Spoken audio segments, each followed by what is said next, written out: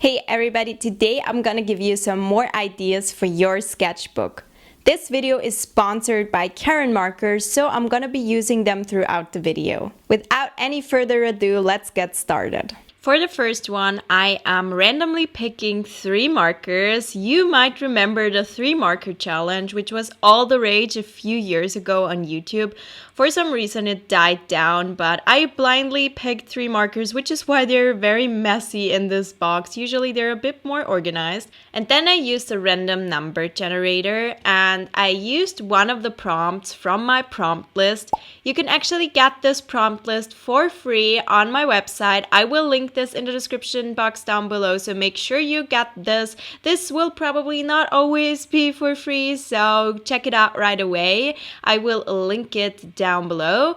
And I got the third one, which is create your own currency, and I had to use these colors. And trust me when I say I would not have picked these colors for this theme, but this is my spin on it. I wanted to do a random theme and a random color scheme.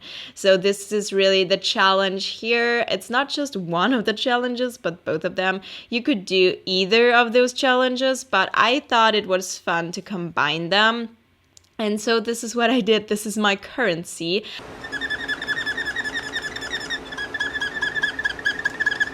And yeah, I was using the markers as watercolors kind of, so I just spread them out on this lid and then I used them like this, and I got this cool galaxy for the top bill, and then I also used that color for all of the remaining parts from the bottom one. So we also have this kind of mid purple tone here. It's a mixture of all 3 of the colors, but mostly the blue and the purple, because those were just so much darker than this gray color that I had also randomly picked. And the bottom one is a $10 or whatever we're gonna call this bill, and the one on the top is 100. I don't know what I should call it. I am not ready to claim these as the official currency of my country that I would have, because quite honestly, I would have picked a different color scheme. I mean, it was fun to challenge myself like this, which was absolutely the point of this.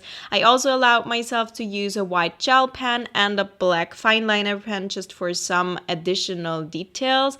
If I would do the currency theme again, I would probably use a lot of green and blue tones, but I'm happy with what I created here, and it was a fun challenge. For the next one, I got the number 8, which is to create something inspired by or with tea or coffee. I have already painted with coffee in the past. I have already painted on a tea bag. I have already painted with tea. So this is a very fun thing, but I have my markers here, so I decided to use those, and no tea or coffee here, just the markers, but I did paint some tea bags, and I really like this one. I like it more than the currency one because it's just more up my alley. I had a green tone here. I had the ability to create plants. I mean, this idea with the random generator thing is supposed to put you outside of your comfort zone to try something new, and that really worked. But it also kind of made me appreciate all of the things that I usually draw, which is more of the plants and doodles and stuff like that. So I'm happy that I did this, and I will make sure to try some of my other prompts as well. So here again, I mixed all of the colors that I had for the background. This is the brown, the green, and the yellow, and it was a very bluish green, which I was really surprised by, to be honest. You can also see a little bit of blue tint in the brown area, which I found very, very interesting. I think it looks really cool with the tea. And now we already have the first sketchbook page spread of this video. Then for the second one, I did the same technique with trying to use them kind of like watercolors. I think they give me a unique look. I think they're a little bit more flat compared to watercolors in a way, and a little bit more translucent. I don't know if that makes sense, but I had a lot of fun doing this. You can see that I did a lot of plant doodles because the previous page spread had made me think about what I actually love doing, which are these simple plant doodles. And so I had to do 2 pages of just that. And I had so much fun with this. This was very meditative and very fun to do, and just something that you can do when you are stuck with your art, you don't know what to draw, but you want to do something fun and colorful.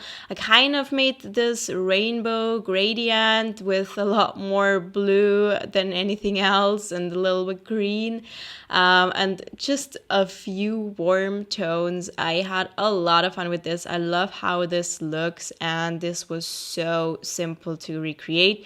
So if you're a complete beginner at art, you might be able to do this, or if you're really stuck in a rut with your sketchbook, this is an easy way to fill 2 pages.